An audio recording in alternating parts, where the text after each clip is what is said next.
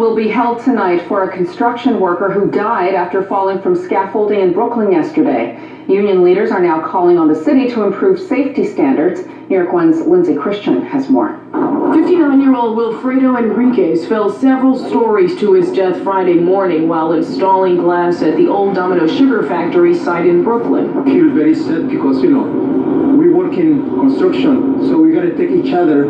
A tragedy his co-workers say has raised concerns for their own safety because sources say Enrique's safety harness wasn't attached to the scaffolding. He was a non-union worker employed by PG Products, a subcontractor hired to convert the old sugar factory into apartments. The company, now under question about its safety standards, issued this statement saying, quote, "We are devastated by the loss of Wilfredo Enriquez, a dedicated employee and friend for the past decade. Our prayers are with Wilfredo's family at this very difficult time.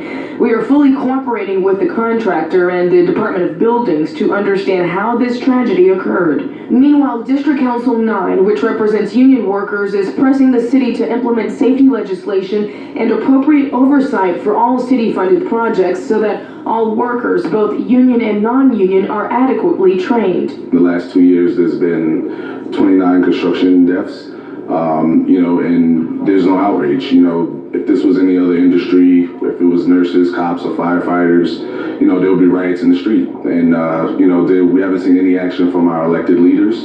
And, we're calling on them to step up and, and do something about it. Councilmember Jumaane Williams of Brooklyn voicing his concerns too, saying the city should protect the lives of construction workers while keeping up with the pace of housing demand. Enrique's colleague and supervisor agrees. Family, we're working, 8 hours every day. There's no sometimes here, some no. Every day, so first thing, has to be safety.